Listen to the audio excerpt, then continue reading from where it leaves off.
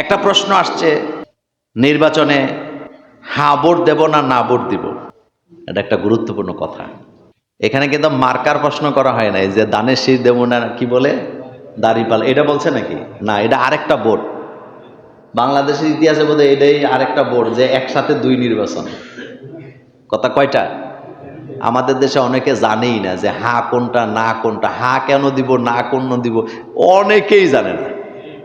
Vote দিবে আশায় আছে, মার্কা দেখে দিবে, এটাও ঠিক আছে, কিন্তু আরেকটা ভোট যে দিয়ে রাখছে হ্যাঁ না, কোনটা দিবে জানে না। আচ্ছা, এখন আসেন, আপনারা যারা আমার সামনে বসে আছেন, যারা ভোটার, বাচ্চারা দরকার নেই, আপনি কি হ্যাঁ ভোট দিবেন না না? হায়ের মধ্যে ভোট দিবেন কে কে নিয়ত করে রাখছেন, এটা হাত তোলেন তো। শেষ, হাত নামান। নায়ের মধ্যে কে কে ভোট দিবেন হাত তোলেন। এ না বুঝা তুলছে, এ দেখছেন নি? এবার বুঝছেন নি? আসলে বুঝে না, কথা শোনেন। আগে কয়েকটা কথা বলে দেই। অনেকে তুলছেই না যে হুজুরে যেদিকে যাইবো পরে আমি এদিকে যাব। তিনটা দল হয়েছে, কয়টা? এক দলে কইছে হায়ে দিব, এটা অনেক তুলছে। আরেকজনে আমারে খোঁচা মারার জন্য তুলছে না, মানে অনেকে আছে তুলছেনই না, কইছে হুজুরে কোন দিকে কয় এটা শুনে। আগে শুনেন কথাটা হলো, পুরা ব্যাখ্যা দেওয়ার দরকার নাই। দেশটা পরিবর্তন হোক, এটা আমরা তো চাই, আমরা শান্তি চাই। বলেন আমরা কি চাই? শান্তি চাই। তো দেশটা পরিবর্তন হোক, এটা আমরা চাই নাকি চাই না? চাই। এখানে কয়েকটা কথা আছে। এক নাম্বার, মনে করেন আগে যেভাবে গণহারে দুর্নীতি হইতো, এটা বন্ধ হোক, আমরা চাই নাকি চাই না? আমরা চাই। আগে যেভাবে একজনের সব ক্ষমতা এরকম আঞ্জা দিয়ে পড়ে থাকতো, এটা বন্ধ হোক, আমরা চাই নাকি চাই না? আমরা চাই। যারা ক্ষমতায় যাবে, মেজরিটি শক্তির বলে সংসদে 1 মিনিটের মধ্যে হ্যাঁ জয়যুক্ত হয়েছে, হ্যাঁ জয়যুক্ত হয়েছে বইলা বইলা নিজের মতো আইন কইরা নিজের সুবিধা ভোগ করবে, এটা বন্ধ হোক, আমরা চাই নাকি চাই না? আমরা চাই। এই জিনিসগুলা যদি চান, ভারতের গোলামি বন্ধ হোক, চাই নাকি চাই না? বিনদেশীদের আমাদের উপরে সর্দারি বন্ধ হোক, চাই নাকি চাই না? বিনা দোষে কেউ রাজনৈতিক মামলা খাইয়া জেল খাটুক, এটা বন্ধ হোক, আমরা চাই নাকি চাই না? আমাদের দেশ 90% মুসলমানের দেশ, এই জায়গায় সকল ধর্মের লোকেরা শান্তিতে থাকুক, আমরা চাই নাকি চাই না? আমরা চাই। যদি চাই, তাহলে আমাদেরকে হায়ে ভোট দিতে হবে। আরেকটা কথা বলি, প্রথমেও বলছিলাম, বাংলাদেশের সংবিধানে বিসমিল্লাহ যোগ করেছিলেন প্রেসিডেন্ট, শহীদ প্রেসিডেন্ট জিয়াউর রহমান। তিনি যোগ করেছিলেন আমাদের আস্থা বিশ্বাস কার প্রতি? সকল কাজ করার আগে ভরসা করতে হবে কার প্রতি? এটা যোগ ছিল। আরেকটা কথা বলি, বাংলাদেশে আলেম ওলামারা যে সন্ত্রাসী না, এটা সবাই জানে, কিন্তু আলেমদেরকে জঙ্গি বানাইছে, সন্ত্রাসী বানাইছে শুধুমাত্র ভারতকে খুশি করার জন্য, আর অন্য কোনো কারণ ছিল না। তারা নিজেরাই স্বীকার করছে।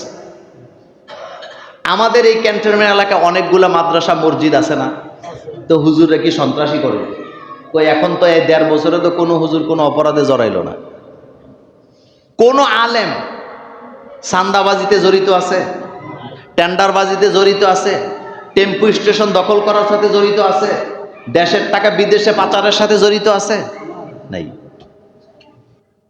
আলেমরা ওয়াজ মাহফিল করে 2-4টা টাকা কামায়, এটা অনেকে সহ্য হয় না। তো আলেমরা টাকা কামাই করে নাকি? আলেমরা টাকা কামাই করে 2টা কাজ করে, একটা মসজিদ বানায়, একটা মাদ্রাসা বানায়। এই কথা সত্য নি? তো এটা কি খারাপ কাজ না ভালো কাজ?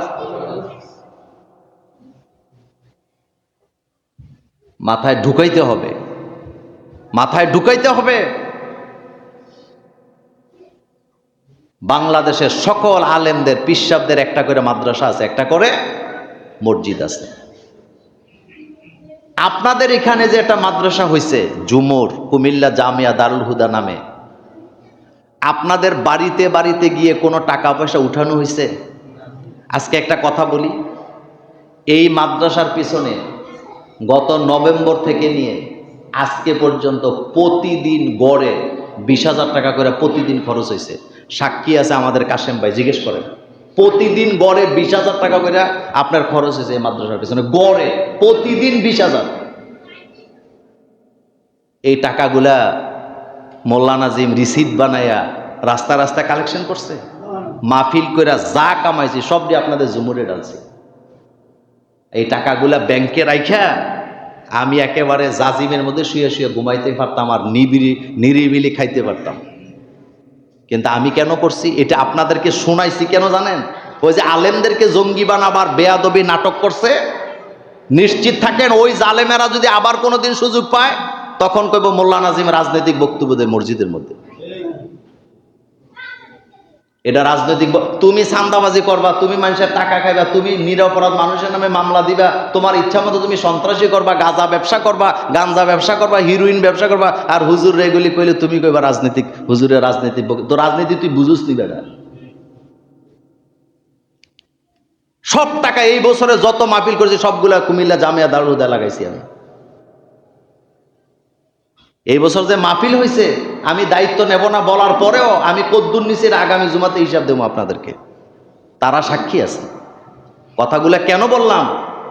আলেমদেরকে যারা অপরাধী বলে, ইসলামের কথা শুনলে যাদের নাক ছিটকায়, আল্লাহর আইনের কথা শুনলে যাদের নাক ছিটকায়, আপনি নিশ্চিত থাকবেন তারা কোনো না কোনো অপরাধের সাথে জড়িত আছে,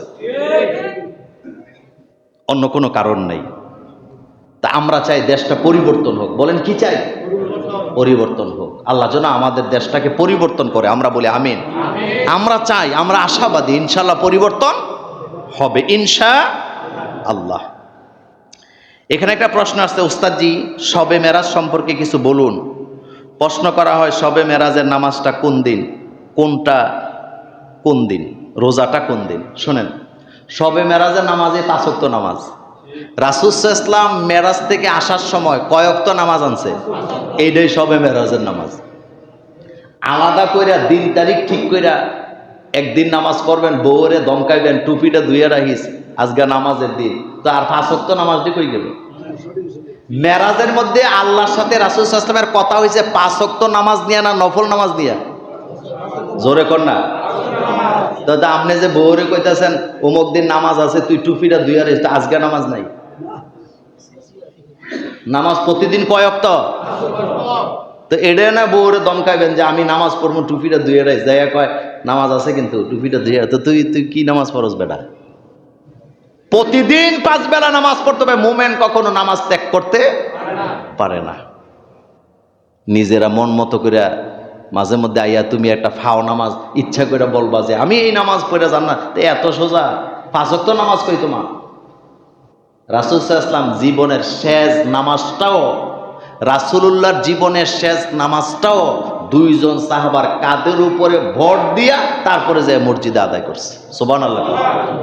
আর সেই নবীর উম্মতেরা 5 ওয়াক্ত নামাজের গলার মধ্যে কি লাগায়? ছুরি লাগায়।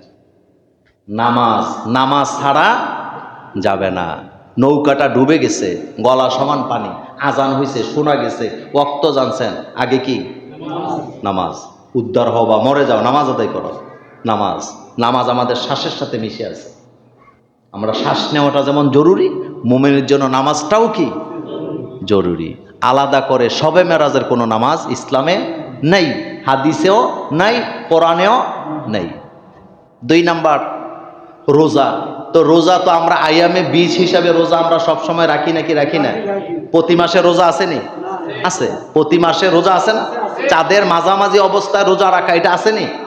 আছে। রোজা রাখবেন, কিন্তু নির্দিষ্ট করতে হবে এইটা শবে মেরাজের নামাজ। এই ধরনের কোনো নামাজ কোরআন হাদিসে নাই। এটা ফাঁকিবাজরা করে, যারা 5 ওয়াক্ত নামাজ পড়ে না, মসজিদের সাথে সম্পর্ক নেই, তারা চিন্তা হইলো শবে মেরাজে রাসূল যেহেতু মেরাজে গেছে, ওই দিন রাত্রে মসজিদে যাইয়া সারা রাত আমি থাকবো, জিলাপি খামো, আমি বোধহয় জান্নাতে চলে যাবো। এগুলো ফাও কথা, এগুলো ইসলামের সাথে আদৌ কোনো সম্পর্ক নেই। তবে হ্যাঁ, শবে মেরাজের যেদিন রাসূল মেরাজে গেছে, আপনি ঘরে বসে কোরআন তেলাওয়াত করলেন, ওই রাতটা বেশি বেশি নফল নামাজ পড়েন, আপনারা কেউ বাধা দিব? কিন্তু আনুষ্ঠানিকতা যেন না হয়। কুমিল্লা শহরে এক মসজিদের সামনে দিয়ে রাস্তা, ইমামও আমার চিনে। তো শবে মেরাজের আগে তারা রাস্তার মধ্যে একটা টেবিল বিছাইছে। কি বিছাইছে? বিছায় টাকা তুলতেছে, দিয়ে যান দিয়ে যান। তা আমি রিক্সা থামাইছি, থামাইয়া বললাম ভাইজান এটা কিসের টাকা তোলেন? কৌমা হুজুর হইছেন এটাও জানেন না? তাই আমি বললাম না বলেন না। কই যে কয়দিন পরে শবে মেরাজ আছে, তো আমরা চিন্তা করছি একটা গরু জবে করব। পরে আমরা বিরিয়ানি টিরিয়ানি কইরা শবে মেরাজের রাত্রে নামাজ পড়ে আমরা বাচ্চাদেরকে খাওয়াবো, আমরা নিজেরা খাবো। তো আমি বললাম আপনাদের ইমাম সাহেব হুজুর আসেনি? কয় হুজুর আছে। আমাকে ডাকেন। ডাকছে ইমাম সাহেব হুজুরে, বললাম হুজুর শবে মেরাজের নামাজ এটা কি নামাজ? তো ইমাম সাহেব আমার দিকে তাকায় কয় হুজুর যেই প্রশ্ন আপনি করছেন এই প্রশ্নের উত্তর দিলে আমার চাকরি থাকতো না। বাংলাদেশের যে হুজুররা শবে মেরাজ, শবে কদরে, আর কি বলে শবে বরাত, এই নামাজের আনুষ্ঠানিকতা যারা করে তারাও জানে এটা হাদিসে নাই, কিন্তু তাদের দলিল করলে কি গুণ হইব, করলে কি গুণ হইব না, কিন্তু হাদিসে নাই এটা মানে, কোরআনে না এটা মানে, কিন্তু করলে কি। তো উনি যে 5 ওয়াক্ত নামাজ পড়ে না ওইখানে গুনাহ আসেনি? তা আপনি হেডাত কর না কেন যে 5 ওয়াক্ত নামাজ না পড়লে তো তুমি কাফের হয়ে যাবা, ওই নামাজটা তুমি পড়ো না কেন? তার মানে আপনার মধ্যে কি আছে? দান্দাবাজি আছে। এটা হলো বিরানির দান্দাবাজি। একটা প্রশ্ন আসছে, কোটিপতি গিয়াসউদ্দিন তাহিরি হুজুরের আয়ের উৎস হলো ব্যাংক সুদ। প্রশ্ন হচ্ছে উনি নিজেই সুদের ওয়াজ করে, সুদ খায় কেন? যারা নির্বাচন করে তারা যে কত মহাবিপদ, কথা সত্য নেই? আচ্ছা শুনেন একটা মজার কথা বলি।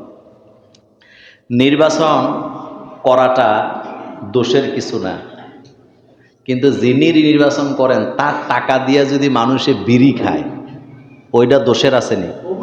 আসতে কইছেন। মনে করেন আমি আপনাদের হুজুর, আমি তিতাসে নির্বাচন করলাম, তো করার পরে আমার টাকা দিয়া কিছু ভোটাররে বিড়ি সিগারেটের টাকা দেওয়া লাগবে নাকি লাগবে না? তা আমার টাকা দিয়ে আরেকজনে বিড়ি সিগারেট খাইব, এটা কি খুব সুখের খবর? না। নির্বাচন করলে খেলার মাঠে যখন নামবেন গায়ের মধ্যে কাদা কিছু লাগবে, এটা স্বাভাবিক। তবে তাহিরি যে নির্বাচন করে এতে আমি খুশি হয়েছি। কেন খুশি হয়েছি জানেন? কারণ এই লোকগুলা এতদিন কইছে ইসলামের মধ্যে রাজনীতি নাই, এখন নির্বাচন কইরা নিজেরা এমনভাবে গায়ে কাদা লাগাইছে। বর্তমান বাংলাদেশে আজ থেকে 10 বছর আগে অনেক পীরেরা, অনেক হুজুররা বলছে ইসলামে রাজনীতি নাই, কিন্তু বর্তমান বাংলাদেশে আপনি এমন কোন পীর, এমন কোন আলেম পাবেনই না যিনি রাজনীতি করে না, রাজনীতির কথা বলে না। তার মানে অন্তত এই কথাটা স্টাবলিশড হয়েছে ইসলামে রাজনীতি আছে, অনুশাসন আছে, আমি মুসলিম হিসাবে আল্লাহর আইন দিয়ে দেশ চালাইতে হবে। কথা সত্য? সত্য। 2 নম্বর কথা হলো, এই কথাটা আমি তো তার হলফনামা দেখি নাই, তবে তিনি যদি এটা করে থাকেন অবশ্যই তিনি অপরাধ করছেন। কারণ আমাদের মতো আলেম ওলামারা সুদী ব্যাংকে টাকা রাখা মুনাফা খাওয়া আমাদের জন্য হালাল না হারাম? তবে আপনাদের জন্য কি জায়েজ আছে? না। একটা কাজ করবেন বুদ্ধি দিয়ে, ব্যাংকে তো টাকা রাখা লাগেনি, যেটা মুনাফা আসবে এটা আপনার সোয়াবের নিয়ত না কইরা আপনার আত্মীয় স্বজনে যারা গরিব আছে তাদেরকে দান করে দিবেন। মনে করেন আপনার কাছে 10 লাখ টাকা আছে, আপনি সুদী ব্যাংকে রাখছেন, যেখানে সুদ দেয়। কি দেয়? সুদ গ্রাহকরে দেয়। যে টাকাটা পাবেন, আপনার আত্মীয় স্বজনে গরিব আছে না, তার একটা ঘর করে দিবেন, একটা বাথরুম করে দিবেন, তার বাড়িটা একটু ভরাট করে দিলেন, কিন্তু সোয়াবের নিয়ত করবেন না। এটা হলো তরিকা। 2 নাম্বার, ইসলামিক ব্যাংক যেগুলা, তারা যদি আপনাকে ইনশিওর করে যে আমরা মোদারেবা তরিকায় ব্যবসা করি, আমরা গ্রাহককে সুদের টাকাটা দেই না, শুধু যেই পার্সেন্টেজটা ব্যবসা থেকে পাই ওইটা শুধু আপনাদেরকে দেই, তাহলে ওই টাকা খাওয়ার মধ্যে দোষের কিছু নাই, কারণ এটা সে নিয়ে গেছে। মনে করেন ইসলামী ব্যাংকিং যারা করে 15% টাকা বাংলাদেশ ব্যাংকের সাথে তাদেরকে ব্যবসা করতে হয়, ওই সুদটা যদি আপনাকে তারা না দেয় আপনি কি করবেন? যেটা তারা যদি ইনশিওর করে আপনি সেটা নিবেন, খাবেন। আর যদি সুদটা চলেই আসে বা আপনার অ্যাকাউন্টে যদি জমা হয় আপনি এটা নিবেন, এটা ব্যাংকের দিয়েন না। আপনি নিয়ে আপনার যে আত্মীয় স্বজনের মধ্যে গরিব আছে, আপনার পাড়া প্রতিবেশী গরিব আছে, তার একটা ঘর করে দিলেন, একটা বাড়ি করে দিলেন, একটা বাথরুম করে দিলেন, তবে সোয়াবের নিয়ত করার দরকার নাই, কারণ এটা আপনি দিয়ে দিবেন আত্মীয় স্বজনকে। কথা কি বুঝাইতে পারছি? আরেকটা হলো কোনো মোমেনের সুদ এটা কখনো ব্যবসার উদ্দেশ্য হতে পারে না। হাল্লাল্লাহুল বাইআ ওয়া হাররামার রিবা, আল্লাহ পাক ব্যবসাকে হালাল করছেন আর সুদকে কি করছেন? হারাম করেছেন। সুতরাং এটা যেই করুক, তাহিরি করুক আর যেই করুক, হারাম সবসময় কি হারাম। হুজুর গণভোটে হ্যাঁ নাকি না ভোট দেব? আব্বাসী হুজুর বলেছেন হ্যাঁ ভোট দিলে আল্লাহর কাছে কঠিন জবাব। এটা উনি প্রথম অবস্থায় হয়তো না বুঝে বলছে, যাই হোক এটার উত্তর তো দিয়ে দিছি, আগে আলোচনায় করে ফেলছি, এটা দুইবার আসছে প্রশ্নটা।